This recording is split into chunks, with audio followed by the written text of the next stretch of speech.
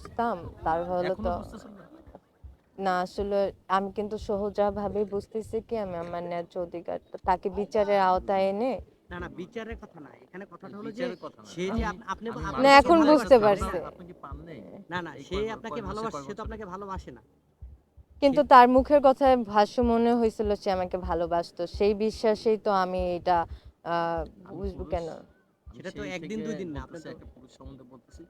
এই যে হ্যাঁ এগুলো এমনি পাকেন না, জি জি অভিজ্ঞতা আমার পাকেন, ঠিক যদি আছে? অতটা মনে করেন ওনার বয়স তো 40 আর আমার বয়স 22 বছর তাহলে একটা হিসাব করে দেখেন সেই জন্য তো বলতেছি, আপনাকে যখন তাহলে সে আপনি তো প্রয়োজন মনে করছে যে আজকে শুরুতে লাগবে, হ্যাঁ শুরু থেকেই আজকে আপনি ওকে আমার অনেকগুলো লাগবে, সিদ্ধান্ত তো ভুল নিছেন। তখন ভুল কিন্তু আপনার নিছি পায়েও যে ধরা লাগে, সে আপনার পায়ে ধরবে। হ্যাঁ ধরছে তো মিলতেছে কথা? হ্যাঁ যখন আপনাকে ও মনে করতে, এই তোমরা যাও, যাও এদিকে যাও। যখন সে মনে করতেছে যে আজকে জি আমার জি ওকে লাগবে, জি জি এটার জন্য যদি ওর পায়েও ধরা লাগে, হ্যাঁ 1 ঘন্টা পায়ে ধরে থাকবো, তারপরেও আমার যেটা টার্গেট বিছানা নিয়ে যাওয়া সেটা করবো।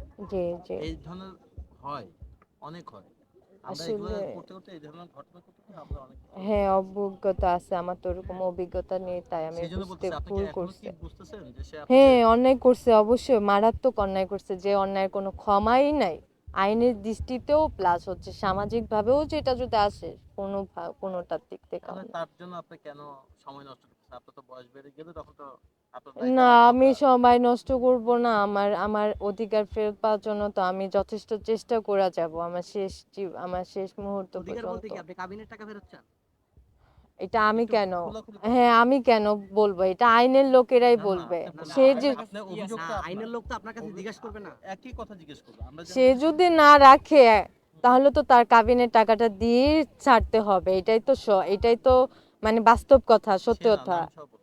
মারুফ হোসেন মুন্নার এই বক্তব্য অনুযায়ী সে যদি মারুফ হোসেন মুন্না যদি বলে না আমি তাকে রাখবো না তাহলে তো আইনের দৃষ্টিতে হোক সামাজিক দৃষ্টিতে হোক তাকে আমার আমার কাবিনের টাকা দিয়েই ছাড়তে হবে কত 20 টাকা লক্ষ কাবিনের, টাকা কত? 20 লক্ষ টাকা এই 20 লক্ষ টাকা হলে তাকে আপনি ছেড়ে মানে দিবেন? কাবিনের পেপারস কি আপনার কাছে আছে? হ্যাঁ আছে জি এই জি 20 লক্ষ টাকা হলে আপনি তাকে ছেড়ে দিবেন, সে আমি নির্ঘাতে ছেড়ে ছেড়ে দিবেন? দিব কেন এখানে আমার প্রশ্নটা বলতেছেন কেন 20 লক্ষ টাকা দিয়ে কি সে আমার সতীত্ব ফিরিয়ে দিতে পারবে না কোটি টাকা দিয়ে সেটাই ফিরিয়ে তো, দিতে পারবে আলাদা তো হতে হবে। হ্যাঁ আলাদা হইতে হবে আমি তো বললামই আলাদা হইতে হইলে কি আমি তো টাকা চাই নাই আপনারা আমাকে জিজ্ঞাসা করছেন ছেড়ে দিতে হবে এটাও উনি যদি ছেড়ে দেয় উনার ব্যক্তি উনার আইনে যেটা আছে উনার ওইটা করতেই হবে এটা 10 জনেই বলবে বাংলাদেশের সবাই বলবে যে বউ ছাড়তে হলে তো তাকে কাবিনের টাকা দিয়ে ছাড়তেই হবে তা আমি তো চাইনি কাবিনের টাকা আমি তো এখনো চাই আমি সংসার করতে আপনার এই অভিযোগের পরে গ্রহণ করবে কিনা আমি তো জানি না আর যেটা সত্যি কথা এইটার থেকেও যদি উঁচু লেভেলে যাইতে হয় আমি সেখানেও যাব দরকার পড়লে আইন উপদেষ্টার কাছেও আমি যাব দরকার পড়লে আপনার ফ্যামিলি বক্তব্য কি? আমার ফ্যামিলির বক্তব্য কি আমার ফ্যামিলি তো আগে থেকেই বলছিল তাকে ছেড়ে দেওয়ার জন্য কিন্তু আমি আমার ফ্যামিলির সাথে যুদ্ধ করে আমি তাকে ছাড়িনি এইটাও তাকে জানাইছি কিন্তু উনি বলছে দেখো আমি তো তোমাকে ছাড়ার জন্য বিয়ে করিনি আমি ঠিক করতেছি আমি সমাধান করতেছি ঠিক আছে আমি সমাধান করতেছি ঠিক মানে আছে মোট কথা এখনো আপনি তার আশায় আছেন যে আপনি তার সাথে সংসার করবেন, সে হ্যাঁ যদি সবকিছু মেনে যায়, তাই তো? হ্যাঁ এখনো তার সাথে আমাকে যদি ছাড়তে হয় তার যথাযথ প্রমাণ দিয়ে ছাড়তে হবে কেন আমাকে ছাড়বে কি যুক্তিতে সে আমাকে এখন সে ছেড়ে যদি দেবে বলে ভাল লাগে না, এর তো না কোনো ভাল লাগে না এটা তো সে মানসিক ভাবে যে অসুস্থ তাহলে ভাল লাগে না এটা তো কোনো কথা এর মধ্যেই পড়লো না এখন আরেকজনকে ভালো লাগে, কি করবেন সেক্ষেত্রে?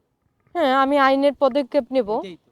আইনের পদক্ষেপ নিব আপনার বুঝছেন না, হ্যাঁ আপনার সাথে তার আর বলবো সে ইন্টারেস্ট শেষ, হ্যাঁ এনজয় শেষ, এখন আরেকজনকে ভালো লাগে, আরেকজনের সেক্ষেত্রে জীবন তখন যাতে আপনার কি নষ্ট করবেন? না করতে পারে সেইভাবে আমি আইনি পদক্ষেপ নিব কারণ প্রত্যেকটা মেয়ের জীবনের দাম আছে সে যেরকমই হোক গরিব হোক আচ্ছা, বড়লোক আপনি হোক এই যে মামলা করছেন, এই হ্যাঁ মামলাতে আপনারা কি ফল পেয়েছেন এখন পর্যন্ত? এখন পর্যন্ত ফল পাইনি তো আমার তদন্ত চলতেছে আমার মামলাটাকে হালকা করার জন্য সে বিভিন্ন কায়দাতে বিভিন্ন প্রভাব খাটাইতেছে ঠিক আছে তদন্ত অফিসারকে দিয়া আমি ওসির সাথে কথা বলছি থানার ভাটারা থানার ওই স্যার আবার বলে দিছে তদন্ত অফিসারকে চার্জশিট তৈরি করার জন্য কিন্তু এখনো সে মনে করেন মামলাটা তো প্রসেসটা অনেক দেরিতে তদন্তর উনি চাইতেছে যে কোনো কিছু হওয়ার আগে তদন্তটা যদি লেট করে হয় আমি তো হারাই যাব উনি এটা চাইতেছে আরেকটা বিষয় এখানে আমি একটু বলি, হ্যাঁ লীগের কোন পদে ছিল? হ্যাঁ লীগের কোন পদে ছিল? সাধারণ সম্পাদক এরকমই তো ছিল না থাকলে তো আর ছাত্র আন্দোলনে বৈষম্য কোন বিরুদ্ধে এলাকার, কোন এলাকার? ভাটারা থানার ভাটা থানার 39 নং ওয়ার্ডে 39 নং ওয়ার্ডে যুবলীগের সাধারণ সম্পাদক ছিল।